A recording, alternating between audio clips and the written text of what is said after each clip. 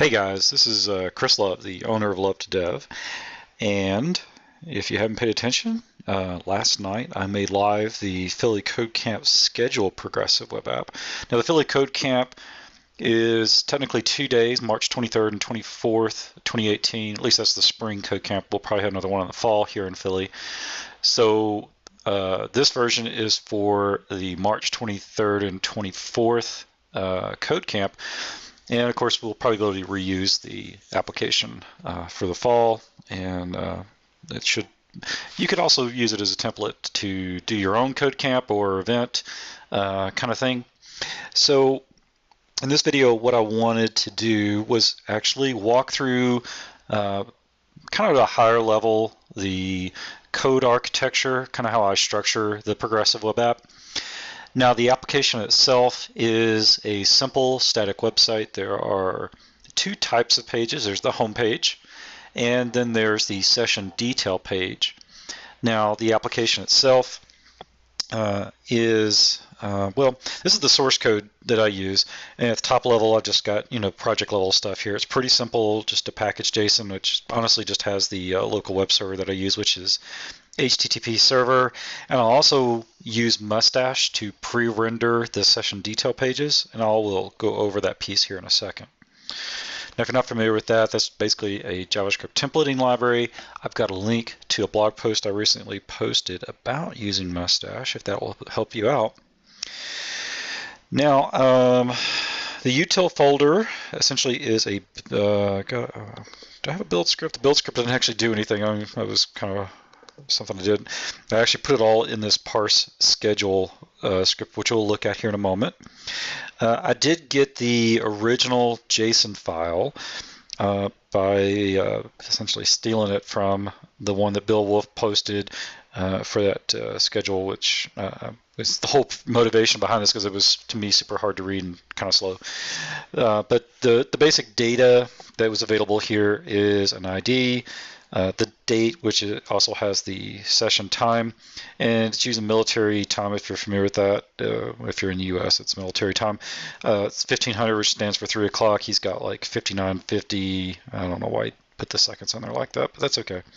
But he did aggregate out what is the actual session time.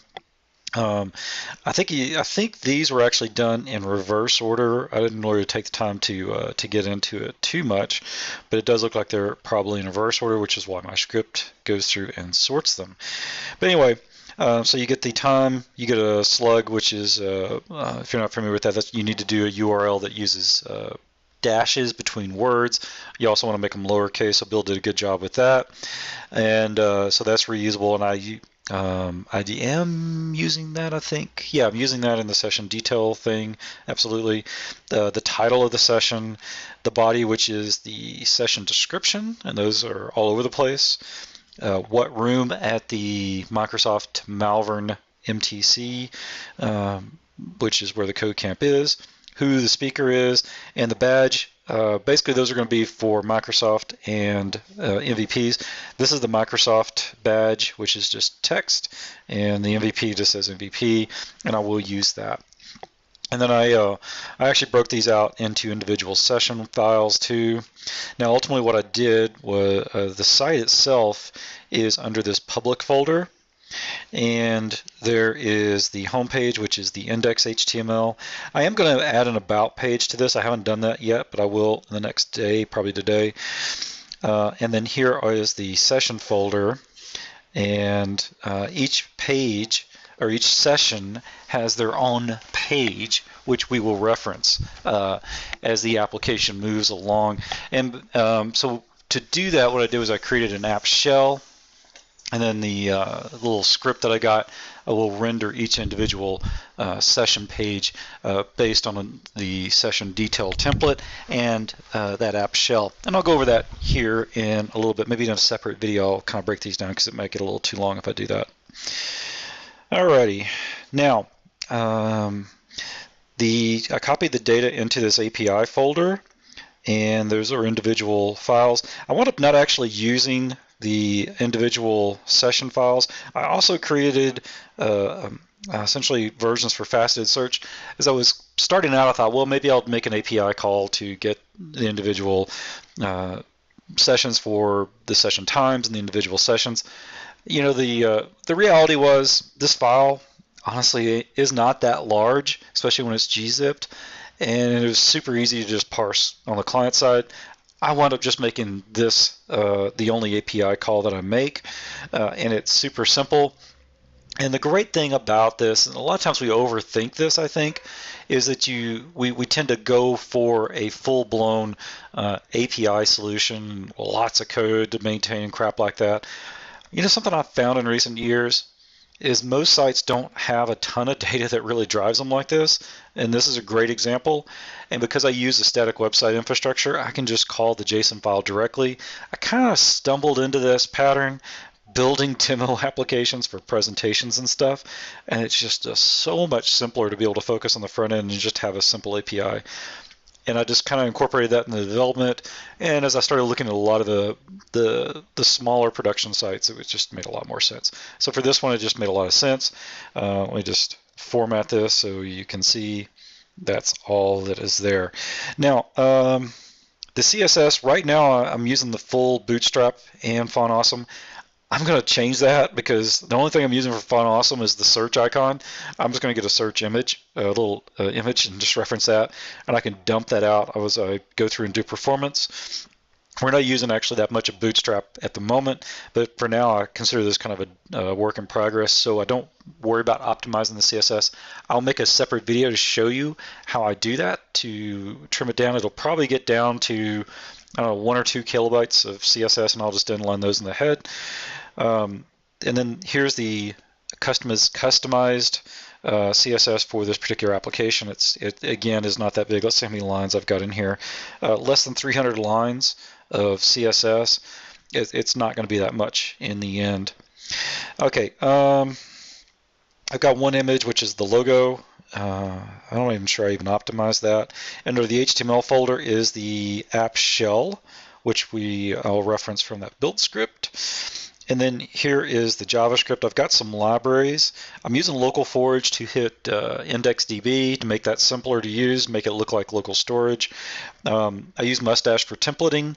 I'll go over that in a little bit. And I've got a simple little utility library because quite frankly, I'm going to make a video about this, or at least a blog post about this, but I got so tired of just writing document.querySelector and querySelector all, etc.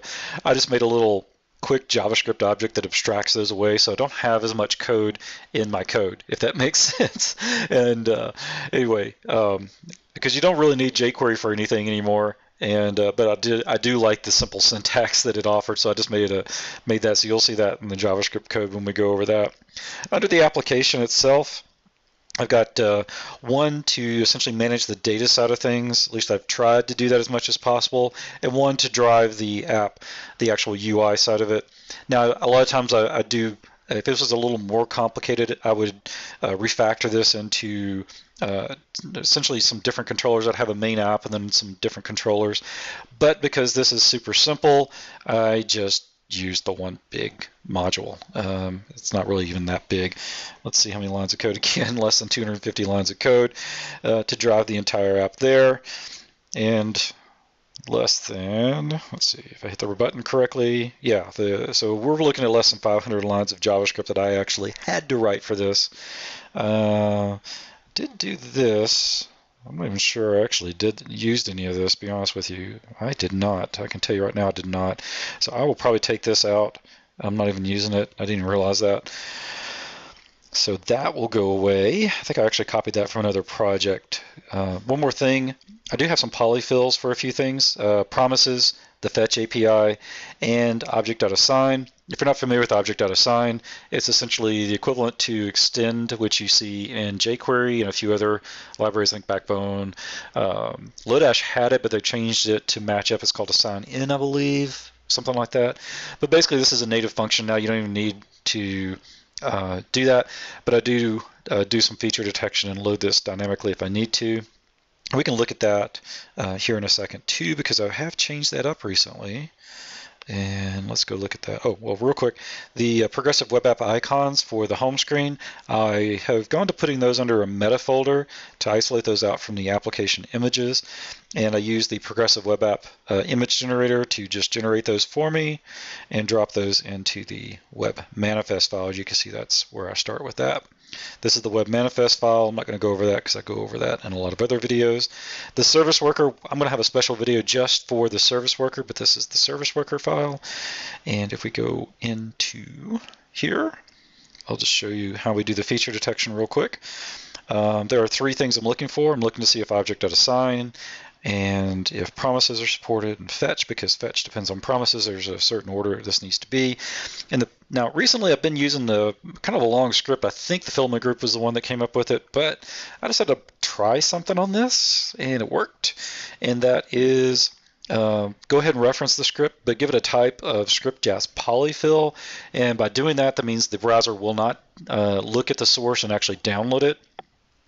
But this little this toggle script method, all it does is toggle the type, which is script polyfill, to text/JavaScript, and as soon as that happens, then the browser will download the file as a polyfill. I did test this out in Internet Explorer because Internet Explorer, I don't even think it supports promises, and don't worry if it's never going to, but the application worked just fine in Internet Explorer for me. So anyway, this is a quick overview of just how the source code is structured, and hopefully this will help you out if you do clone or fork the source code to at least know what is going on.